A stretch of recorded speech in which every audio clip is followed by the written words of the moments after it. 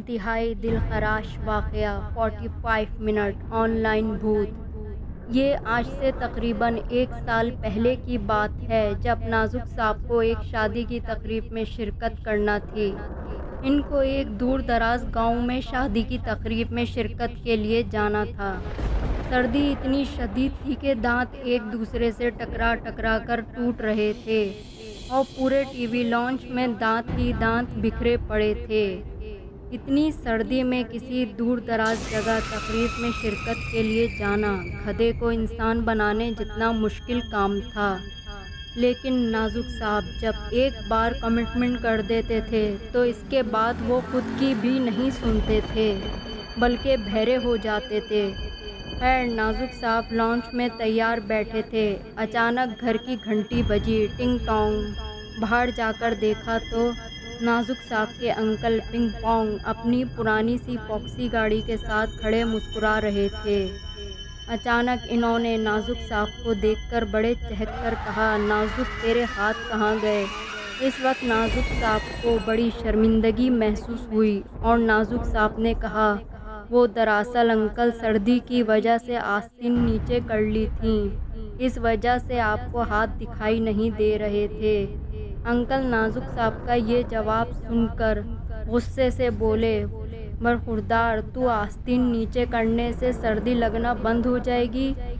تم انتہائی بے وقوف ہو۔ یہ کہہ کر انکل نے اپنی جیب میں ہاتھ ڈالا اور ایک ماچس کی ڈبیا نازک صاحب کی طرف بڑھاتے ہوئے کہا، یہ لو، اب جب بھی سردی محسوس ہو ایک ایک ماچس کی تیلی جلا کر گرمی محسوس کر لینا۔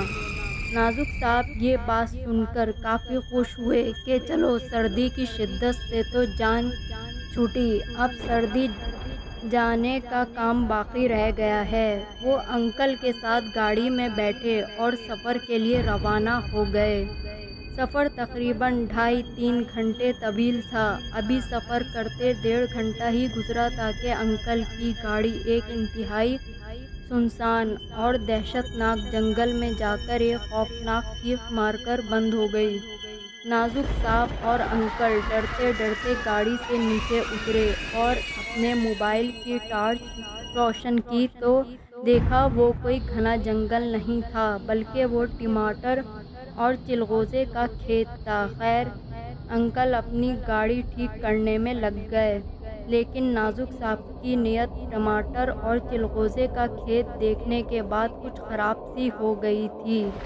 اب نازک صاحب انکل کو بتائے بغیر کھیت کی طرف چل پڑے اور ایک بڑی سی بوری اپنی جیب سے نکالی اور جلدی جلدی اس بوری میں ٹماٹر اور چلغوزے بھرنا شروع کر دیے۔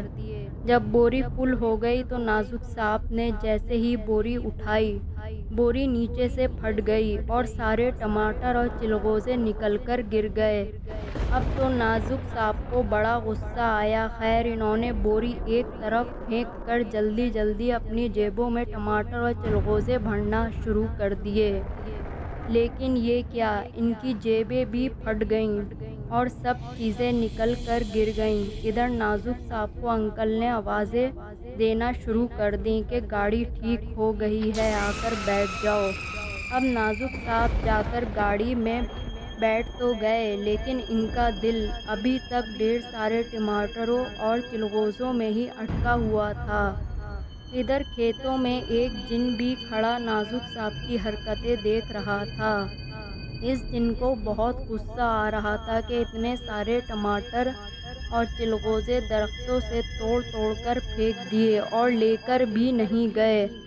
آخر جن نے نازک صاحب کو سبق سکھانے کا فیصلہ کر لیا۔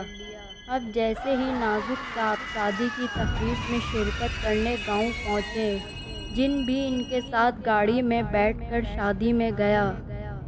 شادی میں نازک صاحب اور انکل کے پہنچتے ہی کھانا کھل گیا، حالانکہ دلہن کے ابا بار بار کھانے کو بند کیے جا رہے تھے۔ یہ دیکھ کر کہ کھانا بار بار کیوں کھل رہا ہے، دلہن کے ابا نے کھانے کو کمرے میں بند کر کے ایک موٹا سا تالا لگا دیا اور سب مہمانوں کو 50-50 روپے ہوٹل سے کھانا کھانے کے لیے دیے۔ اب انکل اور نازک صاحب ہوٹل میں کھانا کھانے گئے اور خوب ڈٹ کر جنگلی کڑھائی کھائی۔ سب کھانے کے بعد 20 روپے بچے۔ اس میں انہوں نے میٹھے میں کھیر منگوائی، لیکن ہوٹل میں میٹھے میں کھیر تھی ہی نہیں، اور کھیر تھی بھی تو اس میں میٹھا نہیں تھا۔